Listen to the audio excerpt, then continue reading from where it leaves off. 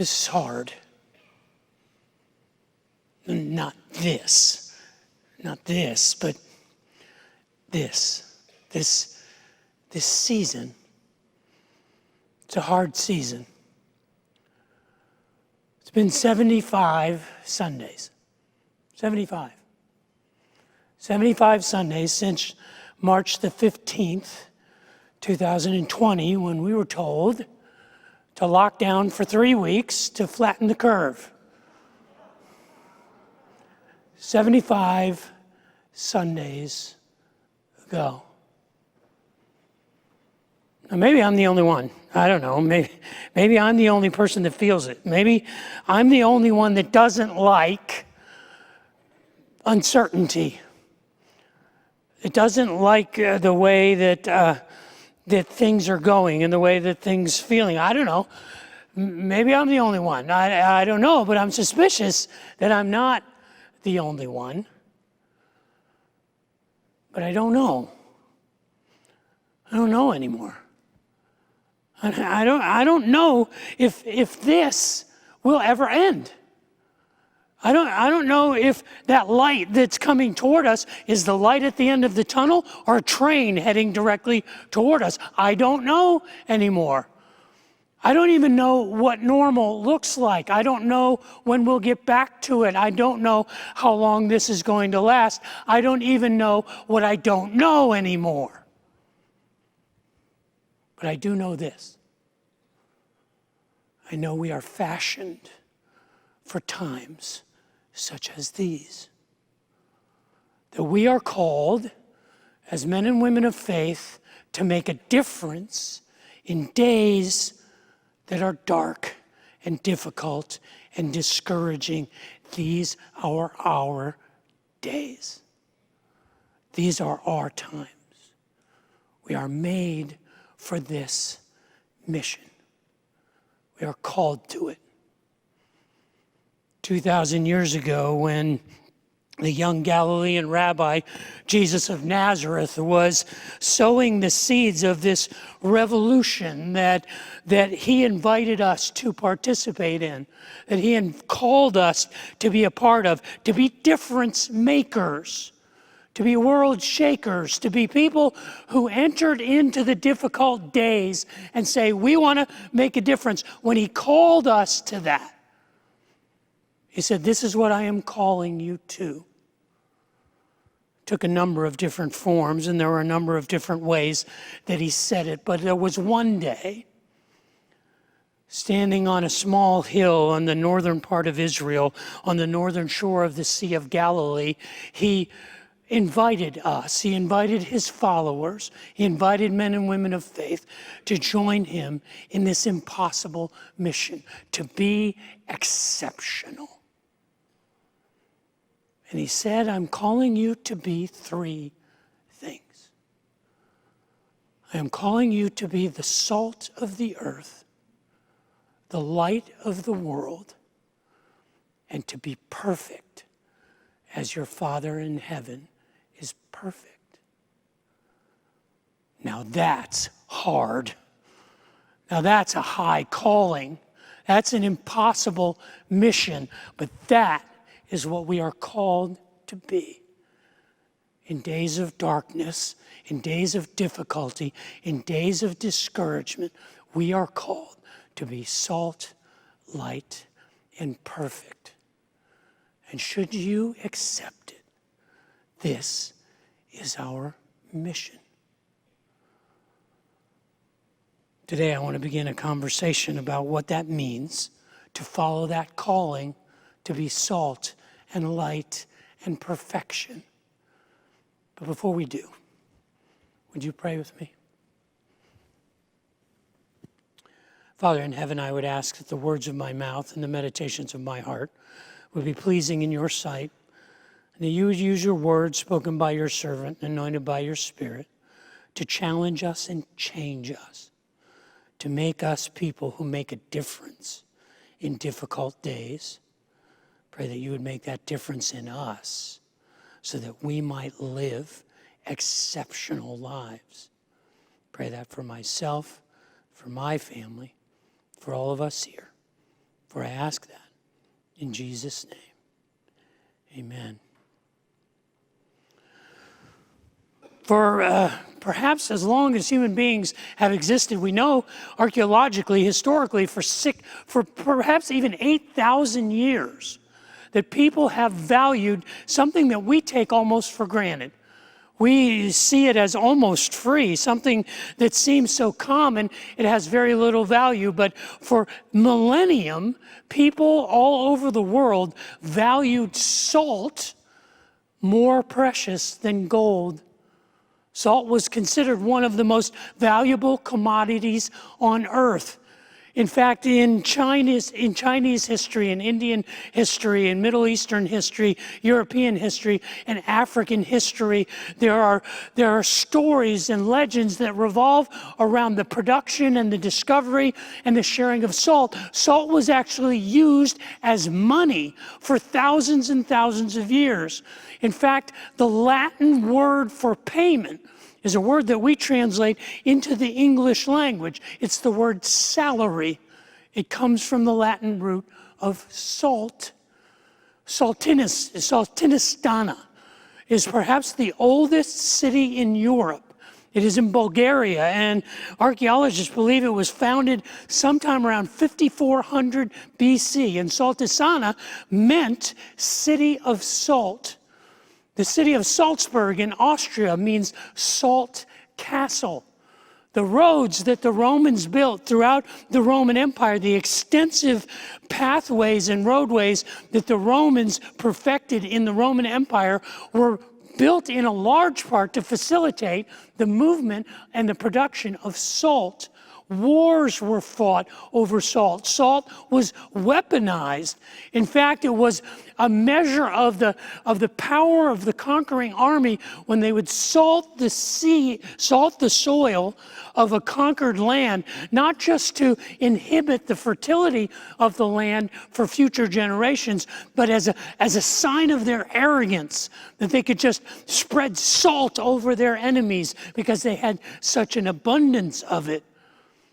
In religious cultures, in virtually every religion, salt plays a role in their ceremonies and their sacrifices.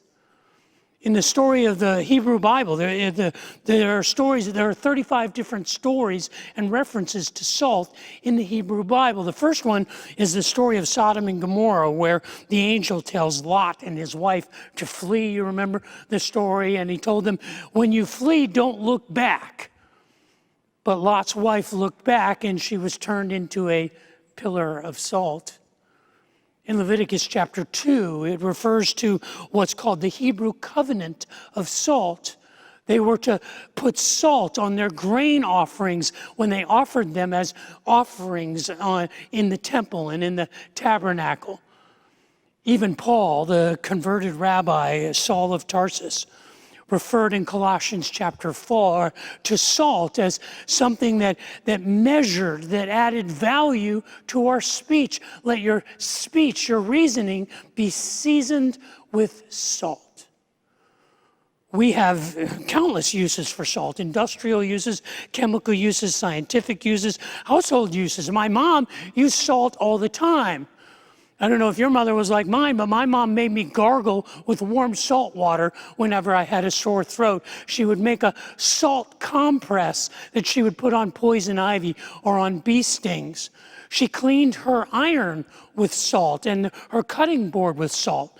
My grandfather used to say that if you wanted to keep windows clean and frost-free in the winter, you would wet a newspaper and then put salt on it and clean the windows with it, and he believed it kept the frost off of it. We obviously used rock salt to melt the ice on the sidewalks. There were countless uses of salt besides the culinary use of it. But 2,000 years ago, when Jesus stood on that mount in Galilee and he told his followers, told us, not just to use salt, but to be salt, they understood what he was saying perfectly. When he said, you are the salt of the earth, he was saying, I want you to be useful. I want you to be exceptional. I want you to make a difference. And they would have understood that he was speaking metaphorically. He wasn't saying, I want you to become a crystalline structure of sodium and chloride. He was speaking in a metaphor. So today, I want to speak metaphorically. What does it mean for us to be salt? And I'm going to wear this metaphor out.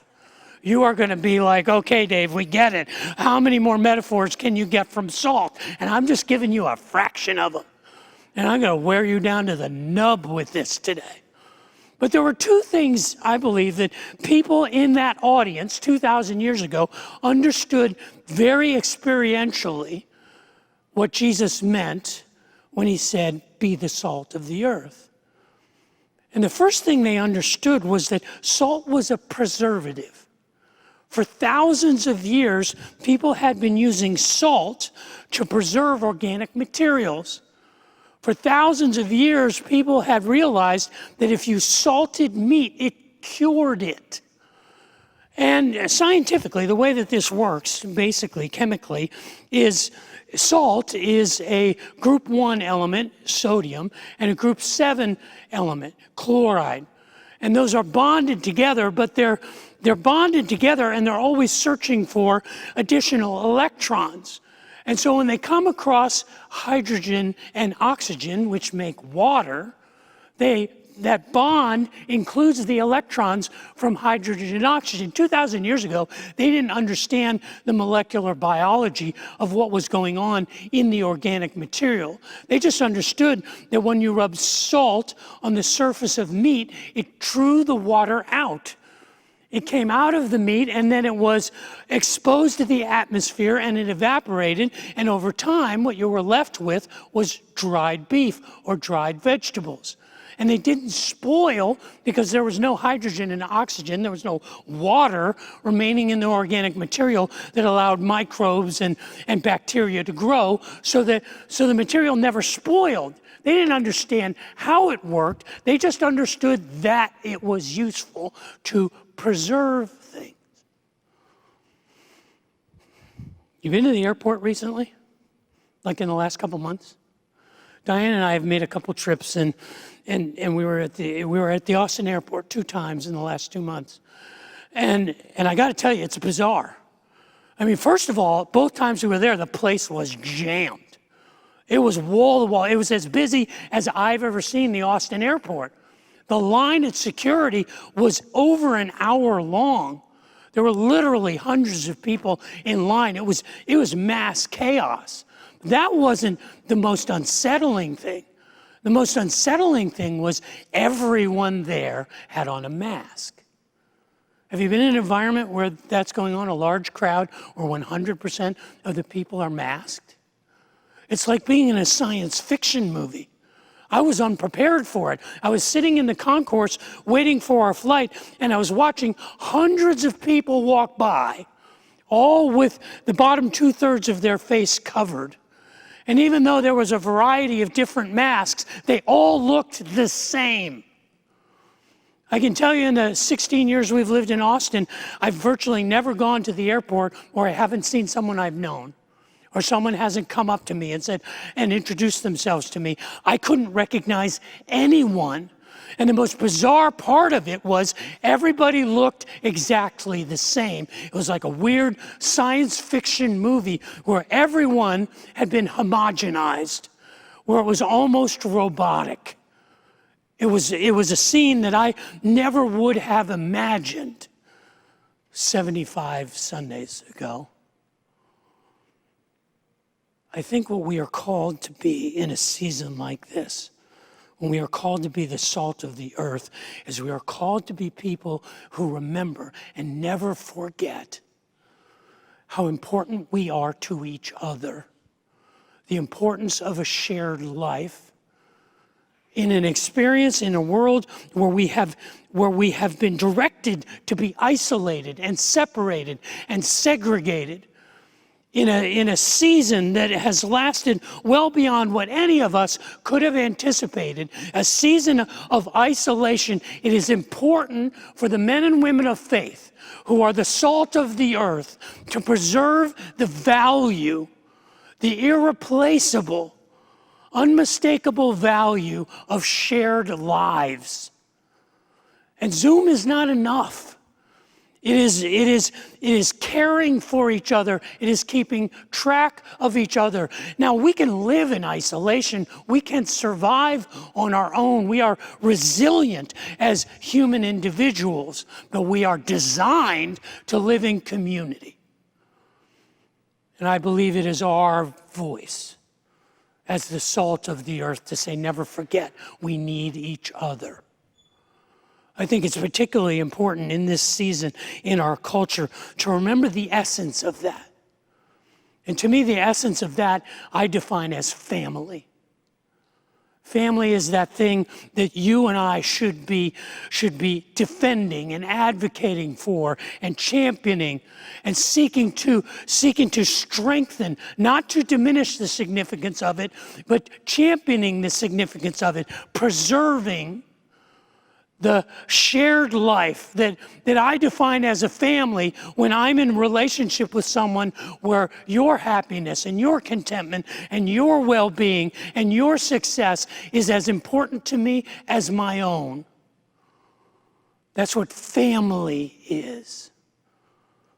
And I think if there is anything that we can do, what it means for us to be the salt of the earth as we preserve something worth remembering and something worth holding on to, we need to preserve the importance of community and fellowship and shared lives and family. Now, it's interesting to me in the metaphor of what it means to be salt, we understand something that they couldn't have understood 2,000 years ago. We understand that too much salt can be bad for you.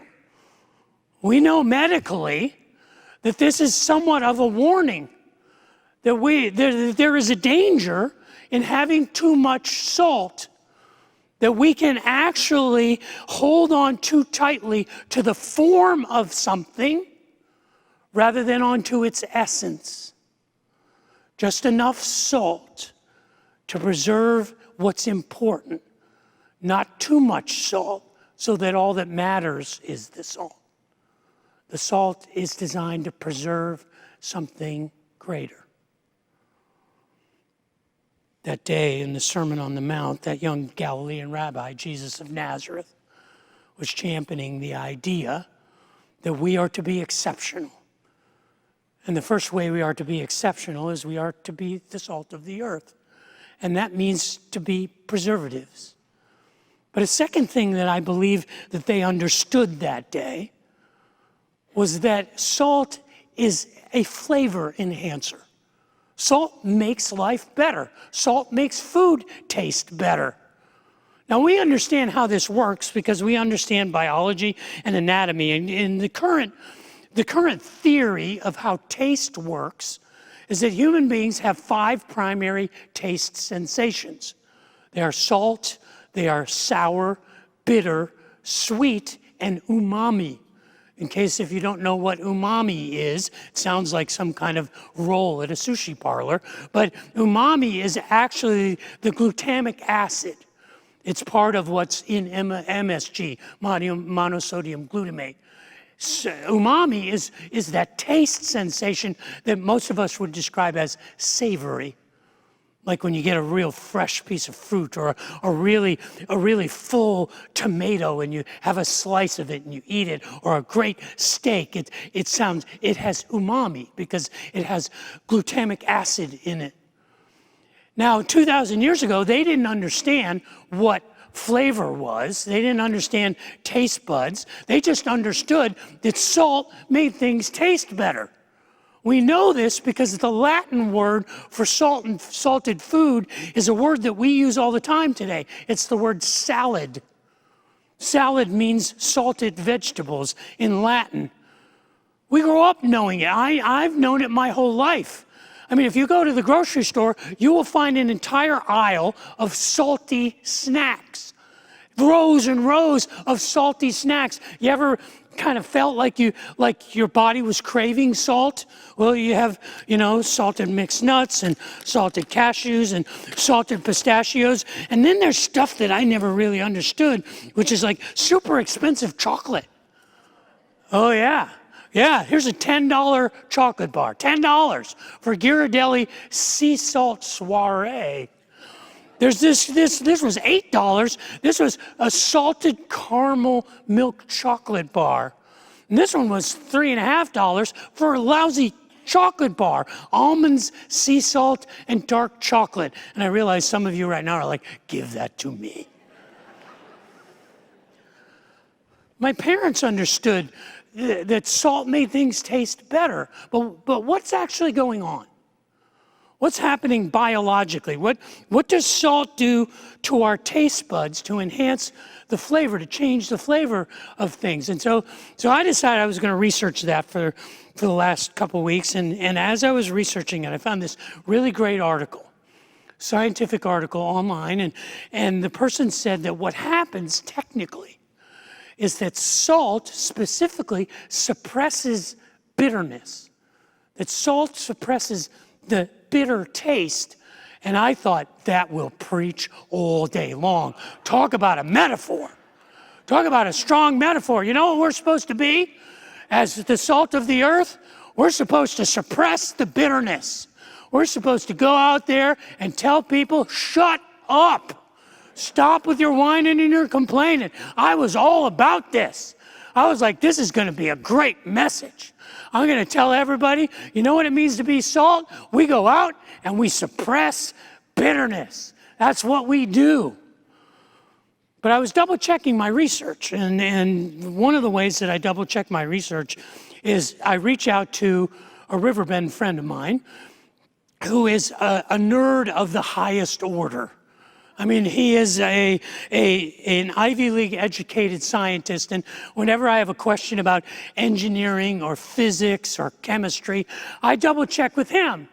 And so I said, here's what I'm doing. Can you talk me through the chemistry, the biology of taste? And I shared with him the article that said what happens with salt is salt suppresses bitterness. And he wrote me back and he said, no. That's not exactly true. And I went, dang it. That was a great message. I was going to hammer on the metaphor of we have to suppress bitterness. But this is what he told me. This is from his email that he sent me. He said, what does change is the intensity of flavor, since the water is no longer there to dilute the organic compounds that cause the taste buds to fire. And the salt isn't really suppressing any taste, although some might be less evident than others as others come forward. You're getting more of what you had for flavor just for the reason that the only dilution is your own saliva. Basically, what he is saying is, what enhances the flavor is not something that the salt subtracts, it's something that the salt adds. I told you I was going to wear this metaphor out. You know what it means to be salt? It's not about subtraction, it's about addition. It's not about removing bitterness, it's about enhancing the other flavors. And I believe that the best way that we enhance the world that we live in is through our gratitude, through our thankfulness. We can't eliminate this. We may not be able to change our circumstances, but we can find things to be grateful for and thankful for. In the midst of it, we salt it and enhance the good. 2 weeks ago, my family experienced a minor miracle. We got our entire family, and by my entire family, I mean my brother, my sister, our spouses, our children, their spouses, together on our farm in Pennsylvania. This is something we had been planning for a couple of years since my mother died, and we hadn't been able to pull it off. And so we wanted to get together as soon as we could on the family farm. The family farm, my parents sold a portion of it about 20 years ago to the township. And a large portion of what was our family farm is now a public park. And so in perpetuity, this park will be known as Van Buskirk, my mother's maiden name, Haney Community Park. And we were able to get my children and my brother and my sister and their children and my two sons-in-law all together for a time to go to our family church that had been built after the Civil War by my great-grandfather, and have an interment ceremony for my mother and my father and my aunt who died of COVID and my uncle who died years before. And it was a profoundly sad time. It really was. It was a time of reflection. It was a time to realize that the legacy of my family from my mother and father was left to me and to my sister, to my brother. But it wasn't exclusively sad. We sat in one of the pavilions at the park, and my sister had brought these giant tubs with hundreds of photo albums and photographs dating back to the early 1800s. Generations of family photos, and we sat with my children. And we were able to remember our legacy. We were able to celebrate in the midst of what was, for me, a very emotional and very sad moment. I was able to celebrate that I was there with my children.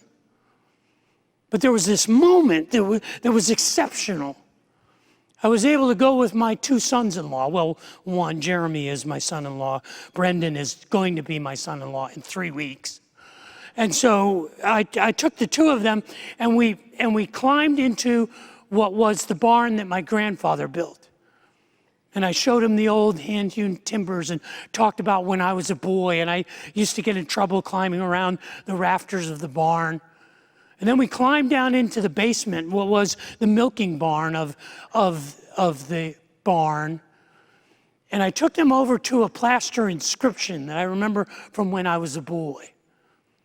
And I showed them this inscription, and you may be able to make it out, but the inscription basically says, this barn was finished in the year 1911 by William Searfoss, who was another farmer down the road, and hod carrier Ralph Van Buskirk, my grandfather. If you don't know what a hod is, it's a thing that carries bricks and mortar and plaster. It's a V-shaped kind of thing that masons and plasterers use. And my grandfather was a young, strong, strapping boy, and he was the hod carrier. And I was able to stand there with my two sons-in-law and say, this is my legacy. This is my history, going back over 110 years. These are the roots of my family, and now they're yours. This is your history, and this is your legacy. Because as the husbands of my daughters, this family is your family. And for all of the sadness and all of the difficulty of that, I was so thankful that I could have that moment. That was the salt that made the sorrow sweet.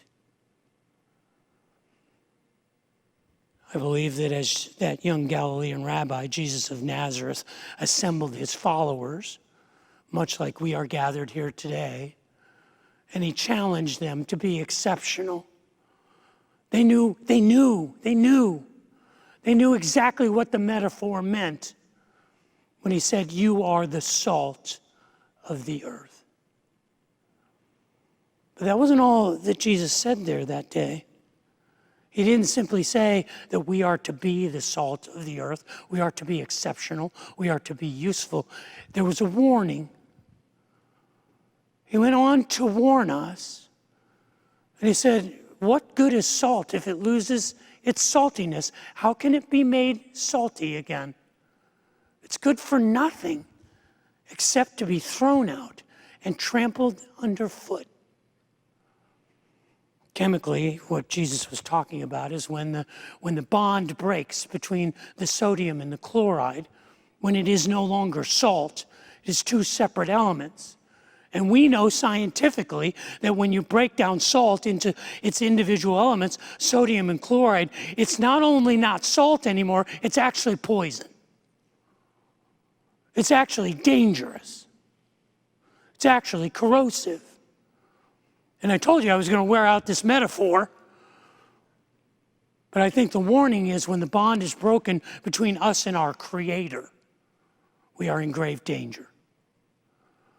When the bond is broken between us and our neighbor, we are in grave danger. When salt loses its saltiness, it is no good for anything.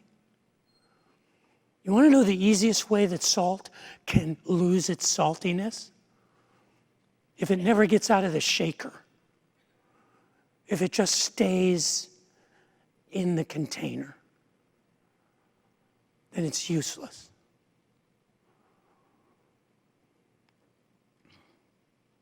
This is hard. This is hard stuff. There's no doubt about it. This is hard. This is what Jesus was telling those people that day when he was challenging his followers, when he was challenging us to be exceptional. He was challenging us to be exceptional in extraordinary days. He was challenging us to make a difference in difficult days. To be the salt of the earth only matters when we get out of the shaker. See, I don't know. I don't know how long this is going to last. I don't know how many more Sundays we're going to have to be careful about being together, or how I don't know how what it's going to look like on the other side. How it's going to feel a year from now or 2 years from now. I don't know, but I do know this. This is our mission. This is our time. This is why we are here. This is why our faith matters. Because we are called to be exceptional. We are called to be useful. We are called to be salt and light and perfect.